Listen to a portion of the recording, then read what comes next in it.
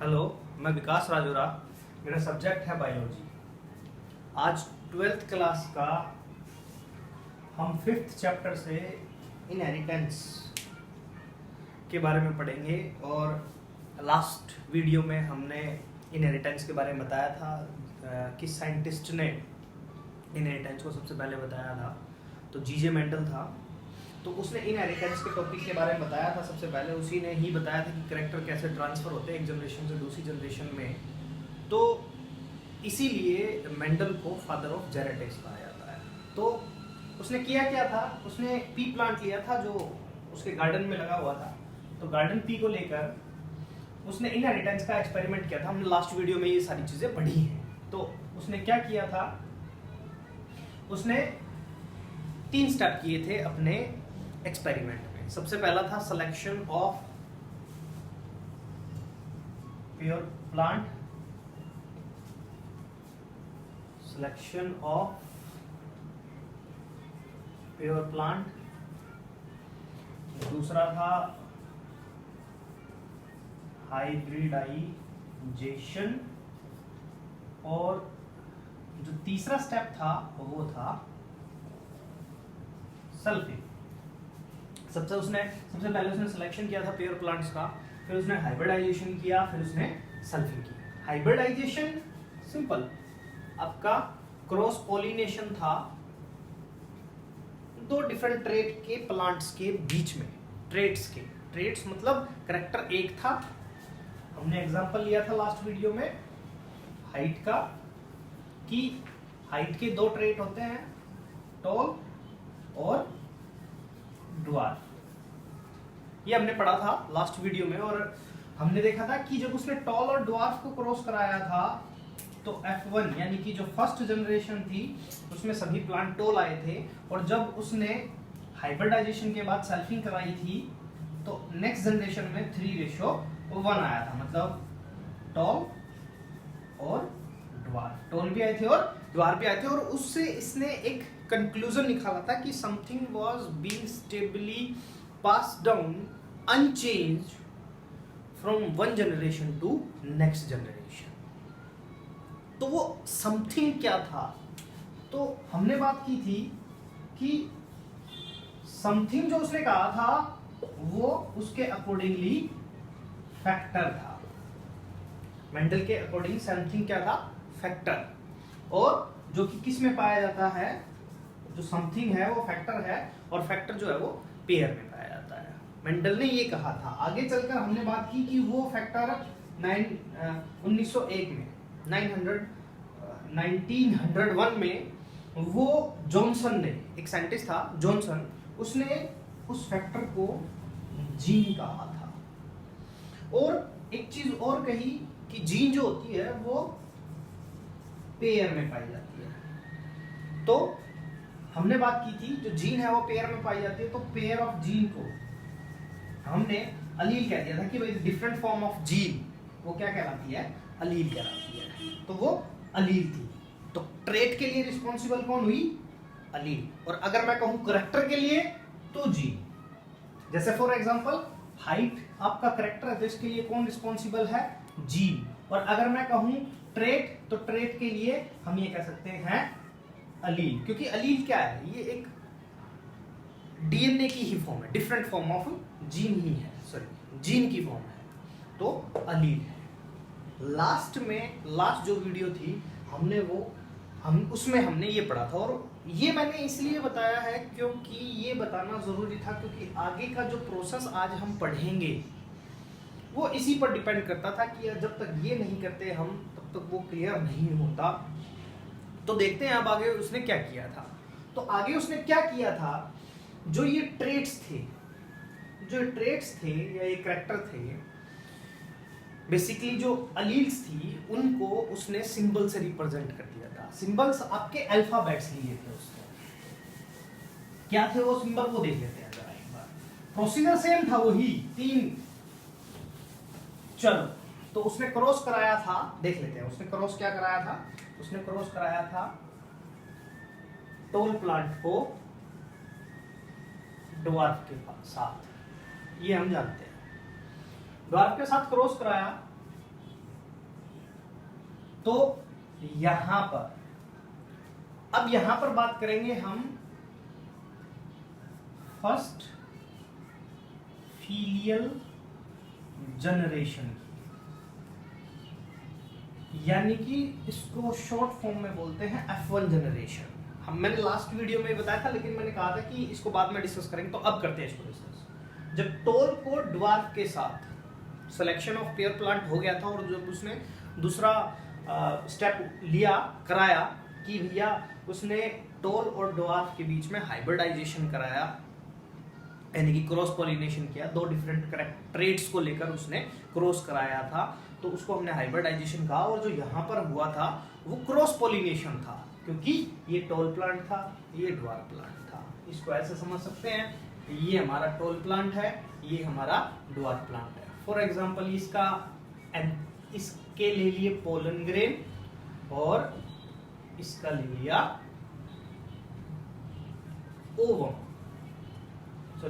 Ovule, इसका ले लिया हमने ओव्यूल, इसका ओव्यूल हो गया। तो पोलन ग्रेन कहां पर, स्टिग्मा पर स्टिक करेंगे। ओव्यूल में क्या प्रेजेंट होता है, एग। तो पोलन ग्रेन में क्या होता है, मेल गैमीट होता है और एग फीमेल गैमीट होता है। तो मेल गैमीट फीमेल गैमीट के साथ फ्यूज कर जाता है, फर्टिलाइजेशन हो जाता है, जाइगोट बन जाता है, देन फिर वो सीड में चेंज हो जाता है।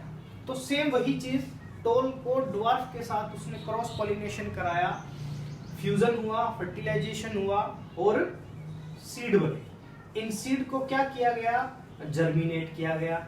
जर्मिनेट करने के बाद क्या देखा गया, जितने भी प्लांट थे सब टोल थे। दैट मीन इस जनरेशन में जो प्लांट आए या ये जो जनरेशन आई, इस जनरेशन को कहा गया फर्स्ट फीलियल जनरेशन। तो अब हम पीछे चलते हैं कि सिंबल से डिनोट किया था, तो उसने सिंबल से डिनोट कैसे किया ये देख लेते हैं। जो उसने क्रॉस कराया था टोल को ड्वार्फ के साथ, और F1 जनरेशन में जो टोल आए थे, तो जो टोल था यानी कि इस कैरेक्टर को उसने कैपिटल T से डिनोट कर दिया, और जो ड्वार्फ था उसको डिनोट कर दिया स्मॉल t से। और उसने एक बात और भी कही थी, अभी मैंने बताया था कि जीन रिस्पॉन्सिबल है किसी कैरेक्टर के लिए, किसी कंट्रास्टिंग ट्रेट के लिए जीन रिस्पॉन्सिबल होता है, उसकी अलील्स प्रेजेंट होती है जो कि पेयर में होती है। यानी कि एक कैरेक्टर के लिए जब जीन पेयर में प्रेजेंट हो तो वो अलील कहलाती है। इसका मतलब ये हुआ कि टॉलनेस के लिए कितनी अलील रिस्पॉन्सिबल हुई, 2। तो इसीलिए ये ऐसा हो जाएगा, यानी कि एक अलील और ये हो गई दूसरी अलील, यानी कि pair of Aleel is responsible for a single trait या कैरेक्टर। तो सेम चीज यहां हो जाएगी, पेयर में प्रेजेंट है तो ऑब्वियस सी बात है पेयर में यहां पर आ गया। अब नेक्स्ट देखते हैं हम। अब जो मैं बता रहा हूं नेक्स्ट, ये बड़ा इंपॉर्टेंट है। इंपॉर्टेंट इसलिए क्योंकि हमने इसको रिप्रोडक्शन में भी पढ़ा है, और थोड़ा सा यहां पर ध्यान देने की जरूरत ये है कि अगर ये चीज समझ नहीं आई तो आगे का क्रॉस भी बहुत मुश्किल हो जाता है समझना। तो इसको समझ लेते हैं एक बार। ये आगे हमारे पास अलील्स। अब हम आगे देखते हैं आगे क्या होता है। कैरेक्टर्स हैं, गैमीट्स बनते हैं, गैमीट्स। तो यहां पर ये हो गया गैमीट्स बनाने के लिए। ये है हमारी डिप्लॉयड सेल। अब डिप्लॉयड सेल है तो मियोसिस होता है उसमें। गैमीट बनाने के लिए मियोसिस डिवीजन होता है, और मियोसिस डिवीजन होता है रिडक्शनल डिवीजन। रिडक्शनल का मतलब कि डॉटर सेल में क्रोमोसोम का नंबर पेरेंट सेल से हाफ हो जाता है। इसका मतलब सिंपल हुआ कि अगर ये डिप्लॉयड सेल मियोसिस से बढ़ती है और गैमीट्स बनते हैं तो ईच गैमीट रिसीव ओनली 1 अलील। मतलब ये कि 50% जो गैमीट बनेंगे उसमें एक अलील होगी, और जो 50% दूसरे होंगे उनमें दूसरे अलील। सिंपल सी बात है, यहां पर अलील, या ये कह सकते हैं कि पेयर ऑफ अलील है, किसमें है? सेल में। कौन सी सेल में? गैमीट बनाने वाली सेल में। डिप्लॉयड इसीलिए तो इसको डिप्लॉयड बोला गया है। आगे देखते हैं, डिप्लॉयड सेल में कंप्लीट सेट ऑफ क्रोमोसोम होता है, और ये बन गई हमारी हैप्लॉयड सेल, ये बन गई डिप्लॉयड सेल।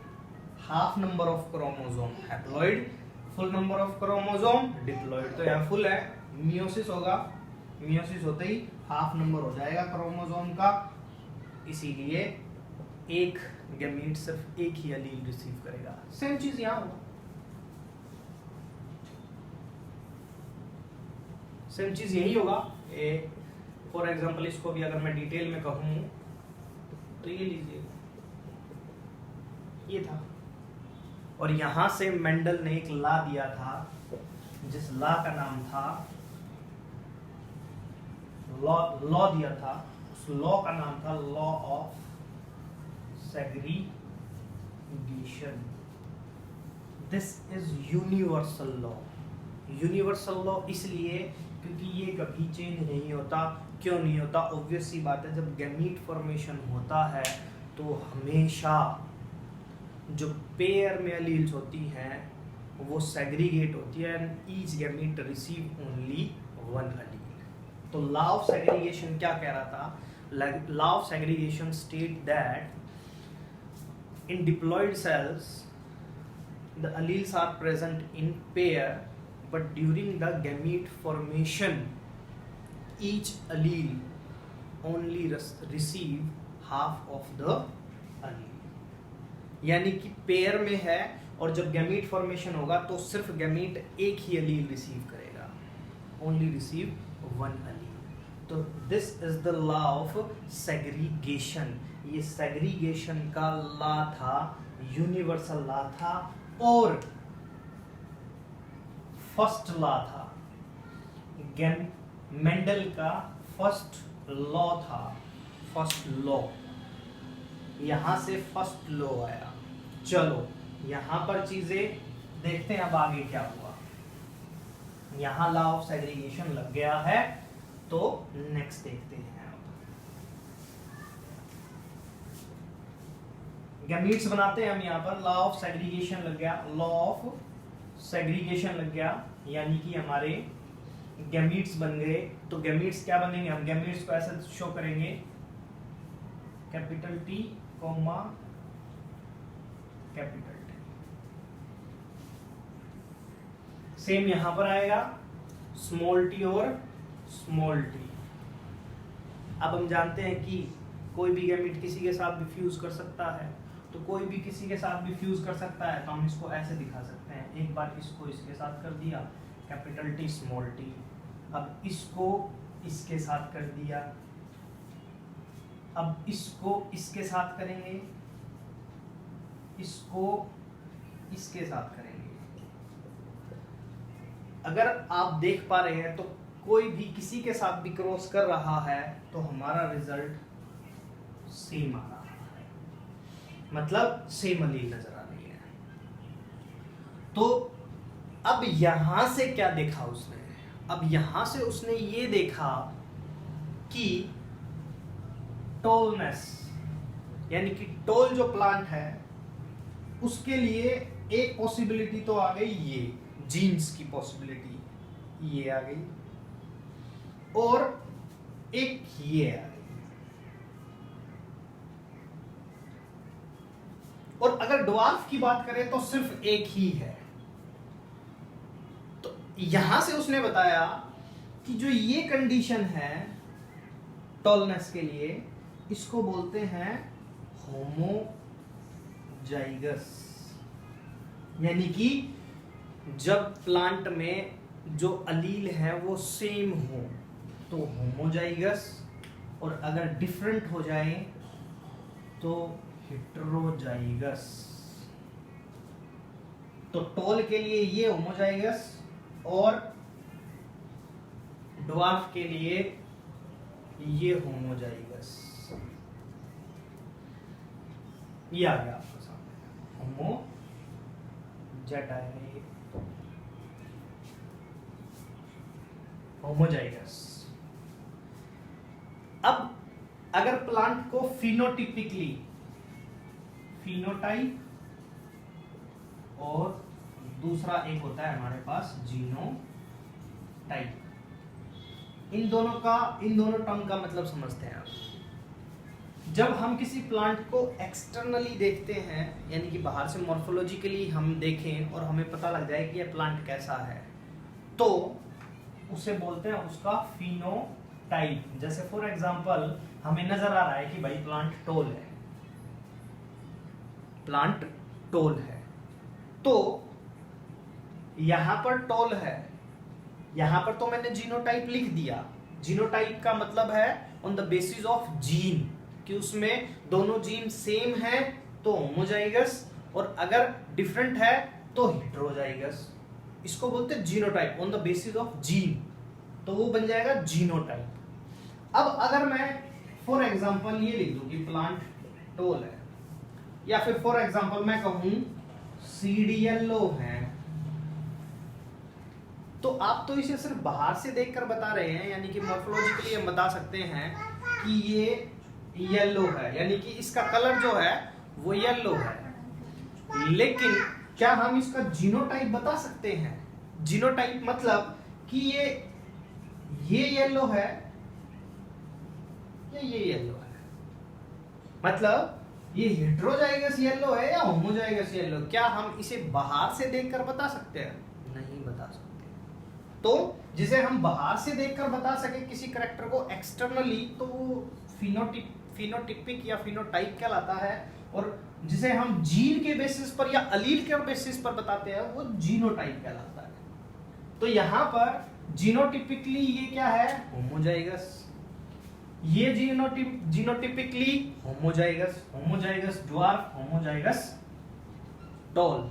और अगर इन दोनों को क्रॉस कराते हैं हम और गैमीट्स फ्यूज करते हैं, तो हमारे सामने F1 जनरेशन में जितने भी प्लांट आए सब टोल आए। टोल आए तो वो क्या थे? होमोजाइगस या हेटेरोजाइगस? ऑब्वियस सी बात है, दो डिफरेंट अलील्स प्रेजेंट है उसमें, एक टालनेस के लिए और दूसरी ड्वार्फनेस के लिए। इसका मतलब वो क्या हो गया? हेटेरोजाइगस। इसे देखकर मेंडल बड़ा सरप्राइज हुआ था कि उसने टोल को ड्वार्फ के साथ क्रॉस कराया, तो कोई ब्लेंडिंग नहीं हुई, कोई मिक्सिंग नहीं हुई और इंटरमीडिएट कोई प्लांट नहीं आया। प्लांट आया तो टोल आया सीधा। तो इसको क्या कहा उसने? हेटेरोजाइगस कंडीशन कह सकते हैं हम इसको। नेक्स्ट देखते हैं हम इसी में, जब मेंडल ने ये देखा कि उसने टोल को ड्वार्फ के साथ क्रॉस कराया था, तो उसने देखा F1 जनरेशन में जो प्लांट आए वो सब टोल आए। तो यहां पर हम क्या कंक्लूजन निकालते हैं? हम यहां पर ये कंक्लूजन निकाल सकते हैं कि इन दोनों में से जो एक ट्रेट है वो अपने आप को एक्सप्रेस कर रहा है और दूसरे के एक्सप्रेशन को रोक रहा है। तो अब यहां हम देख सकते हैं कि किस कैरेक्टर ने अपने आप को एक्सप्रेस किया और किसने दूसरे के एक्सप्रेशन को रोक दिया या रुक गया। तो हम देख पा रहे हैं कि टोल जो है ये अपने आप को एक्सप्रेस कर रहा है। तो एक्सप्रेस कर रहा है, तो जो एक्सप्रेस करता है उसको बोलते हैं डोमिनेंट ट्रेट। और इसकी प्रेजेंस में जो दूसरा ट्रेट सुप्रेस हो रहा है वो कौन है? ड्वार्फ। यानी कि इसकी प्रेजेंस में यह कैरेक्टर शो नहीं हो रहा है, तो इसको बोलते हैं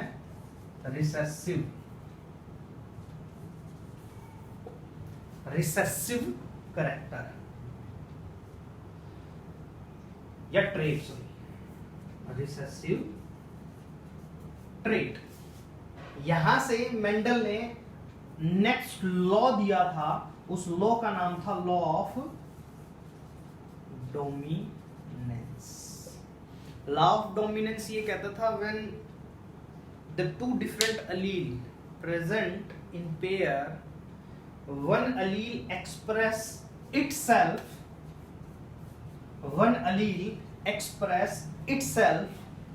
and suppress the expression of other. This is called law of dominance.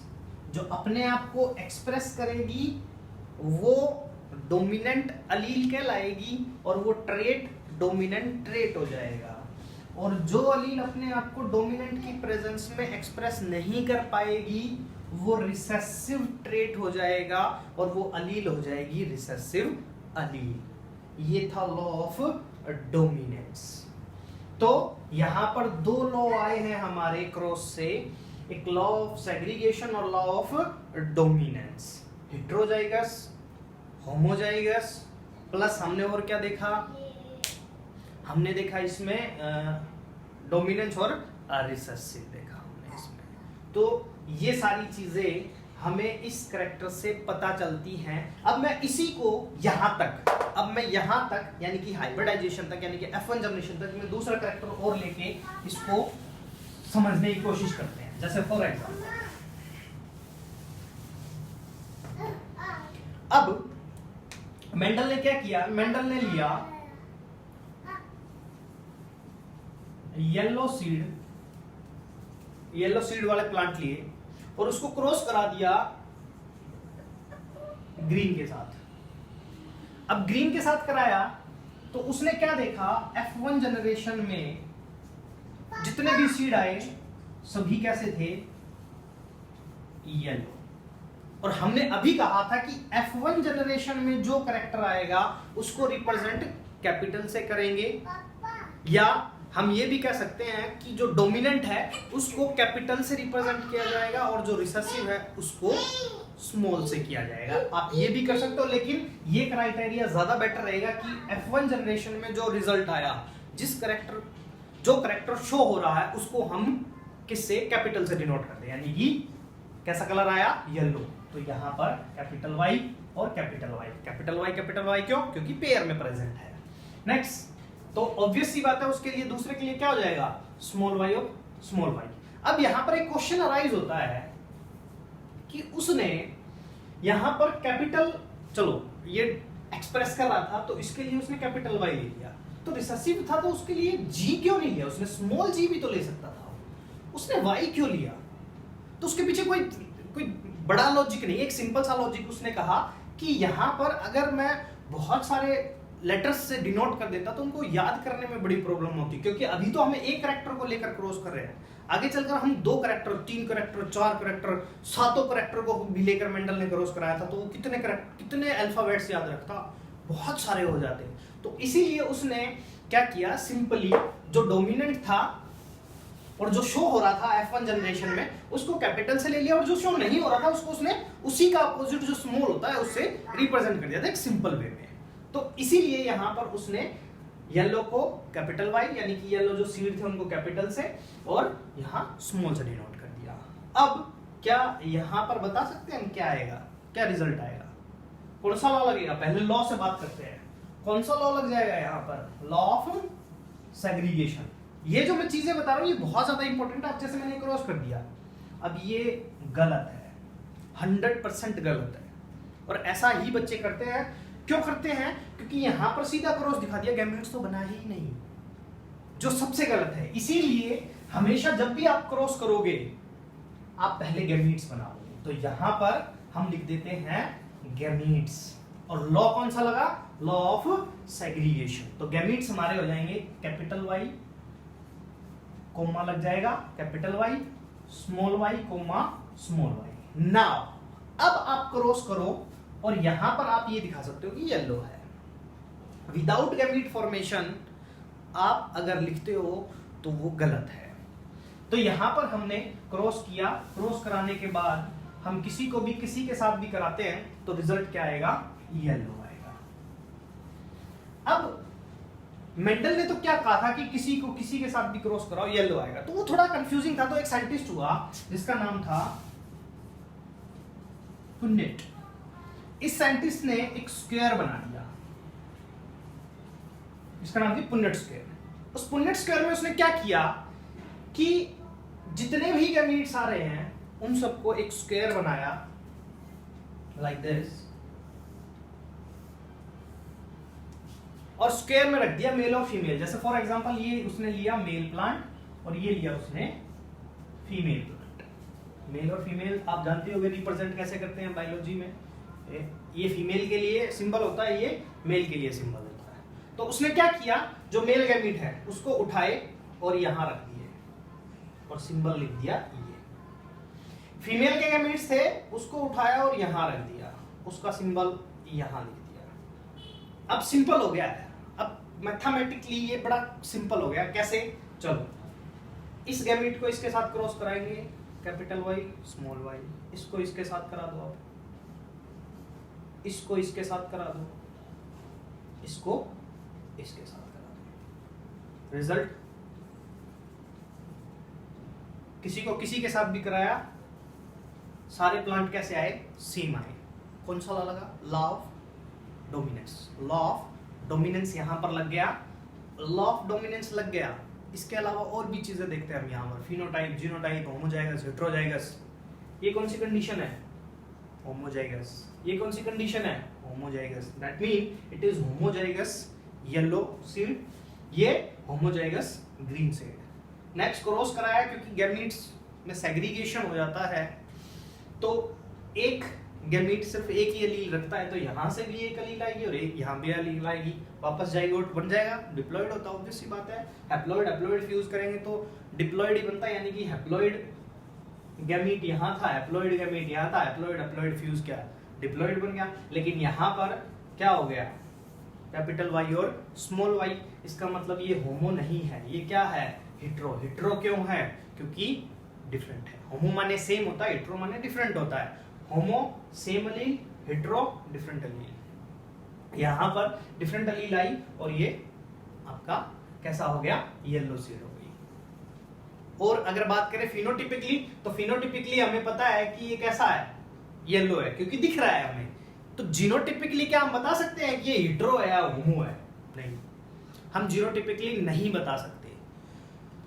चलो देखते हैं नेक्स्ट। उसके बाद यहां तक हो गया था क्रॉस पॉलिनेशन। तो मैंने दो एग्जांपल दे दिए, एक हाइट का दे दिया है और एक मैंने सीड का दे दिया है। नेक्स्ट देखते हैं, उसके बाद उसने क्या कराया था, यहां तक टॉल और ड्वार्फ को क्रॉस कराया, रिप्रेजेंट किया, गैमीट्स बनाए, क्रॉस कराया, सबका रिजल्ट ये आया।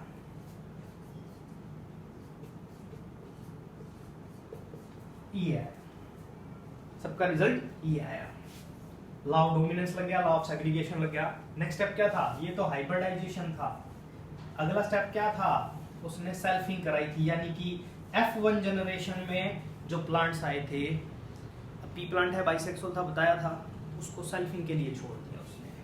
क्या कराई, सेल्फिंग कराई। चलो सेल्फिंग देख लेते हैं। दैट मीन सेल्फिंग कराई, सेम क्या बनाओगे, गैमेट्स बनाएंगे, ये गैमेट्स बन गए। गैमेट्स बन गए, पुनेट स्क्वायर में रख देते हैं, सिंबल वही है हमारे सामने, ये पुनेट स्क्वायर में रख देते हैं। Capital T small T, capital T small T, cross करते हैं, इसको इसके साथ करते हैं, कैपिटल टी आया, इसको इसके साथ करते हैं, कैपिटल टी, स्मॉल टी और कैपिटल टी के बीच में करते हैं, यानी कि इसके और इसके बीच में करते हैं, इसके बीच में किया, फिर इसको इसके साथ किया। अब इसको इसके साथ करते हैं, अब इसको इसके साथ करते हैं। चलो करते हैं, इसके साथ किया, इसको इसके साथ किया तो ये आया, इसको इसके साथ करते हैं तो ये आया। अब हमने सारा चीजें पढ़ ली है, dominant, recessive, phenotype, genotype, homozygous, heterozygous. क्या हम इसे बता सकते हैं कि F2 जनरेशन में फिनोटिपिकली और जीनोटिपिकली दोनों तरीके से बता सकते हैं कि प्लांट क्या है और क्या रेशियो आई हमारे पास। चलो एक बार देख लेते हैं क्या रेशियो आई। फिनोटिपिकली देखते हैं पहले, F2 जनरेशन में फिनोटाइप्स क्या है, जो रेशियो आई वो क्या आई, कैपिटल टी होमोजाइगस है, तो मतलब अगर एक सिंगल टी भी आ रहा है तो भी वो अपने आप को एक्सप्रेस करता है, तो इसमें तो दोनों टी हैं, तो इसका मतलब क्या हुआ, प्लांट कैसा होगा, टोल हो गया। ये कैसा है, दो हैं, लेकिन सिर्फ एक सिंगल टी आ गया, तो इसका मतलब इसने अपने आप को एक्सप्रेस कर दिया इसमें भी और इसमें भी। तो ये भी कैसे हो गए? टोल। तो टोल कितने हो गए? चारों में से टोल कितने हैं? 1 2 3, 1 2 और 3, तीनों कैसे हैं? टोल। अब यहाँ पर इसको ध्यान से देखते हैं हम, स्मॉल टी और स्मॉल टी। हम जानते हैं स्मॉल टी क्या होता है? स्मॉल टी यानी कि रिसेसिव कैरेक्टर। अब यहाँ से एक चीज और ध्यान देने वाली बात ये है कि रिसेसिव कैरेक्टर अपने आप को सिर्फ एक ही कंडीशन में एक्सप्रेस करता है, जब होमोजाइगस कंडीशन है, यानी कि जब दोनों एलील सेम हो, और जो डोमिनेंट है वो होमो भी हो सकता है और हेटेरो भी हो सकता है। होमो भी हो सकता है और हेटेरो भी हो सकता है। तो इसीलिए फिनोटिपिक अगर देखें तो टोल आए 3 और ड्वार्फ आया 1, तो रेशियो हो गई 3:1। जीनोटिपिक देख लेते हैं, जीनोटिपिक रेशियो देख लेते हैं। जीनोटिपिक रेशियो में देखते हैं जीनोटाइप यानी कि जीन के बेसिस पर। जीन के बेसिस पर देखते हैं कि प्योर टोल कितने हैं। प्योर टोल, तो प्योर का मतलब क्या? जिसमें दोनों एलील सेम होंगे, यानी कि होमोजाइगस होगा। तो प्योर कितने हैं? चलो देखते हैं। कैपिटल टी, प्योर टोल की बात कर रहा हूं मैं। Pure toll capital T small T, सिर्फ एक।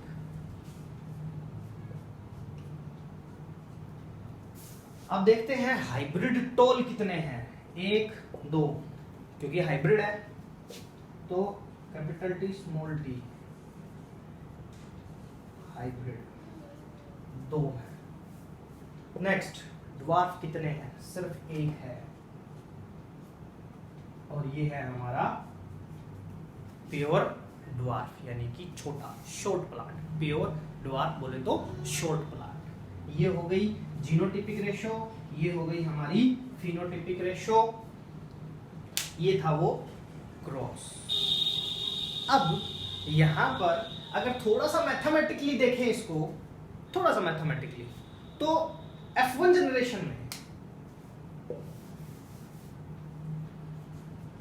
जनरेशन में सारे कैसे आए? टोल आए। और F2 जनरेशन में अगर हम देखें तो क्या हुआ कि 1/4 जो है, 1/4 देख सकते हैं आपके सामने है, 1/4 चारों में से एक क्या है आपका? Pure toll. यानी कि इस जीनोटाइप को मैं वैसे लिख रहा हूं 1/4 आपके कैसे आए? Pure toll. 2/4 यानी कि हाफ कैसे आए? कैपिटल टी और स्मॉल टी। और 1/4 कैसे आए? स्मॉल टी और स्मॉल टी। ऐसे भी लिख सकते हैं हम इसको। क्लियर है? चलो और देखते हैं क्या क्या हुआ। नेक्स्ट देखते हैं। अब मेंडल, मैंने आपको बताया था कि मेंडल ने क्या किया था, थोड़ी सी मैथमेटिक्स घुसाई थी। अपना क्रॉस जो शो कर रहा था, अपना जो पॉइंट रख रहा था, उस पॉइंट में, क्योंकि मैथमेटिशियन था मेंडल, तो अपने पॉइंट शो करने के लिए उसने क्या किया, थोड़ी सी मैथमेटिक्स घुसा दी वहां पर। मैथमेटिक्स आपने शायद एक फॉर्मूला सुना होगा, a + b का स्क्वायर। क्या होता है? इसको हम ऐसे भी लिख सकते हैं, a + b और a + b, ये फॉर्मूला होता है इसका। क्या होता है? इसको गुणा करोगे तो क्या निकलेगा? a² + b² + 2ab, ये होता है। मेंडल ने भी यही किया। उसने क्या किया, इस फॉर्मूले में क्या किया, xa + yb का होल स्क्वायर रख दिया। x की जगह वैल्यू रख दी उसने किसकी? गैमीट्स की। गैमीट्स मतलब 1/2। 1/2 क्यों?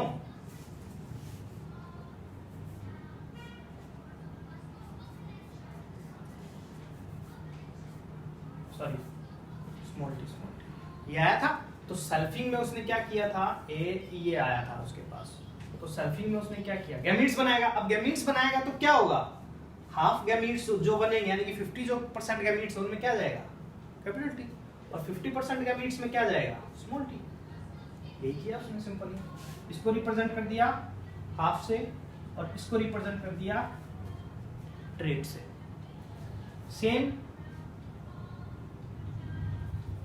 प्लस यहां पर किसको रिप्रेजेंट कर दिया सेम हाफ से, और बी को रिप्रेजेंट कर दिया स्मॉल टी से। ये लो जी, हमारा तैयार है फॉर्मूला। चलो फॉर्मूला तैयार है तो इसको थोड़ा सा खोल भी लेते हैं हम।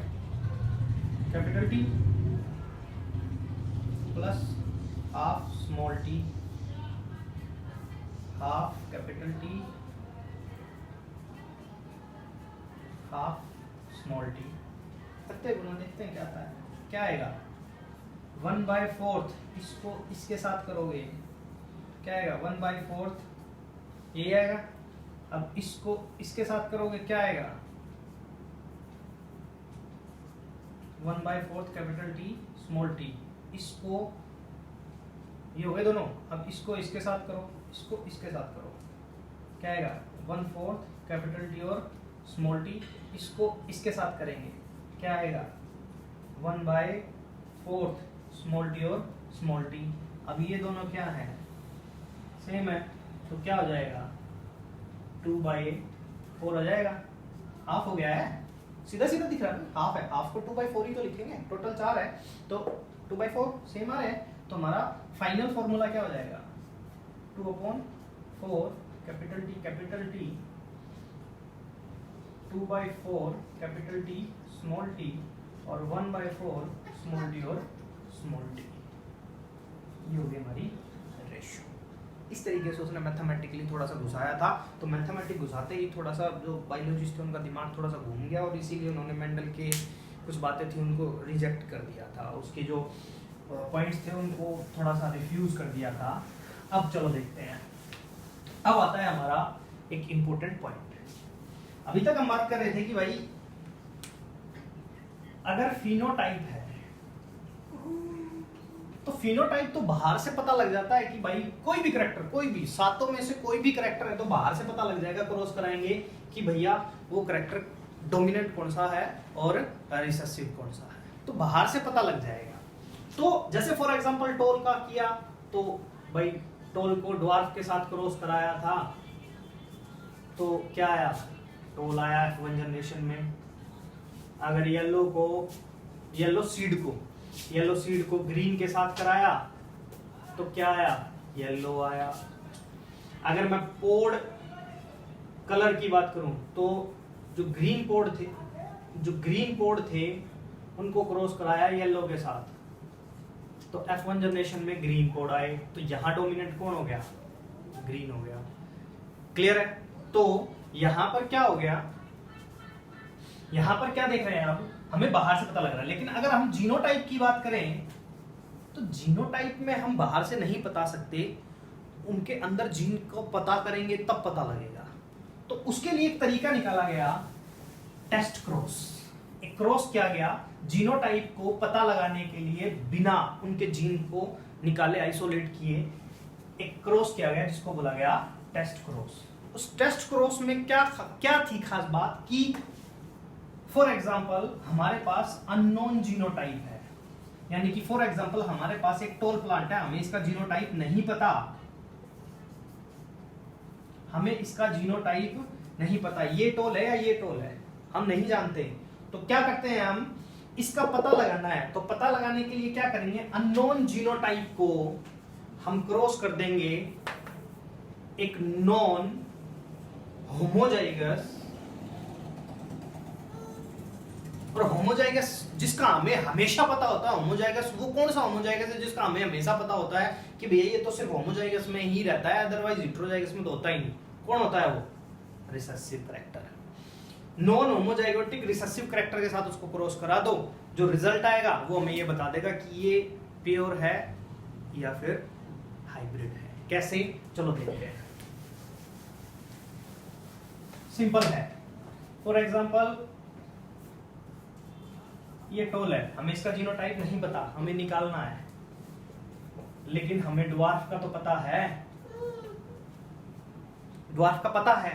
तो अगर इस ड्वार्फ को इसके साथ क्रॉस कराते हैं और सारी चीजें किस पर डिपेंड करती हैं, रिजल्ट पर। इनको क्रॉस कराने के बाद जो रिजल्ट आएगा वो बताएगा कि ये डोमिनेंट है रिसेसिव है। देखो क्रॉस कराया, जैसे फॉर एग्जांपल इसके साथ, इसको इसके साथ। हम नहीं जानते थे, हमने तो रिजल्ट देखा क्या आया, तो यहां से गैमीट्स बन गए और इसको इसके साथ कराया, इसको इसके साथ, सॉरी ये लो, इसको इसके साथ और इसको इसके साथ। अगर हम देखें तो यहां पर 50% कैसे प्लांट आए हैं, टोल, और 50% कैसे आए हैं, ड्वार्फ। और दूसरे का रिजल्ट हम जानते ही हैं। दूसरा मतलब कि अगर प्योर को प्योर के साथ क्रॉस कराते थे तो कैसा रिजल्ट आता था F1 जनरेशन में, सभी टोल। कंपेयर करके देखते हैं अब यहां पर, अगर वो प्लांट हमें उसका जीनोटाइप नहीं पता, अगर उस प्लांट को हम प्योर ड्राफ्ट के साथ क्रॉस कराते हैं और F1 में रिजल्ट आता है 1:1, यानी कि 50% टोल और 50% ड्वार्फ, दैट मीन वो प्लांट होगा हेटेरोजाइगस। और अगर उस टोल प्लांट को ड्वार्फ के साथ क्रॉस कराते हैं और F1 में रिजल्ट आता है सभी टोल, तो दैट मीन वो प्लांट जीनोटिपिकली कैसा होगा, होमोजाइगस। क्लियर है? फिर से बता देता हूं, अननोन जीनोटाइप ये टॉल प्लांट था, हमें नहीं पता ये कैसा था, तो इसको ड्वार्फ के साथ क्रॉस करा दिया। क्रॉस कराने के बाद F1 जनरेशन में रिजल्ट क्या आया, 1:1। क्यों आया? क्योंकि फॉर एग्जांपल मान लो ये ड्वार्फ, सॉरी ये हेटेरोजाइगस था, तो गैमीट्स क्या बनेंगे, कैपिटल टी और स्मॉल टी। इसके तो हम जानते ही हैं, स्मॉल टी क्रॉस करेंगे तो 50% क्या आएंगे, 50% टोल आएंगे और 50% ड्वार्फ आएंगे। क्या हो गया, दैट मीन हेटेरोजाइगस है। और अगर वो प्योर होता तो रिजल्ट क्या आता, F1 जनरेशन में सभी टोल आते। This is the test cross, 3 नंबर में आता है test cross. What is test cross?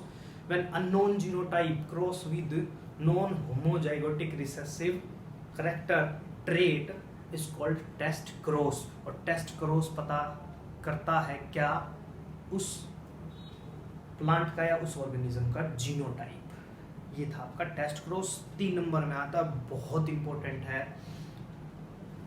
और हमने एक कैरेक्टर को लेकर क्रॉस किया है आज, इसको बोलते हैं मोनो हाइब्रिड क्रॉस। कौन सा क्रॉस?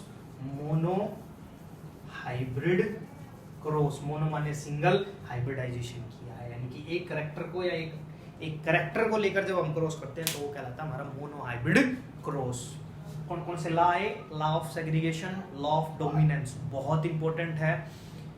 2 नंबर का आ सकता है, what is law of dominance, explain. 3 नंबर में भी आ जाता है, 2 नंबर में भी आ जाता है। 3 नंबर में आएगा explain law of segregation, explain with example. और क्रॉस के साथ आपको एक्सप्लेन करना है, वैसे डोमिनेंट करना है।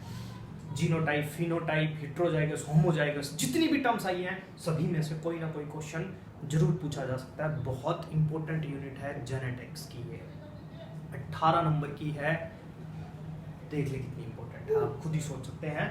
तो इससे उठने वाले क्वेश्चंस सबसे इंपॉर्टेंट इसमें टेस्ट क्रॉस है, हर साल आता है, लगभग हर साल 99.9% चांसेस होते हैं इस टेस्ट क्रॉस के आने के। तो इसको बड़े ध्यान से पढ़ना। Thank you.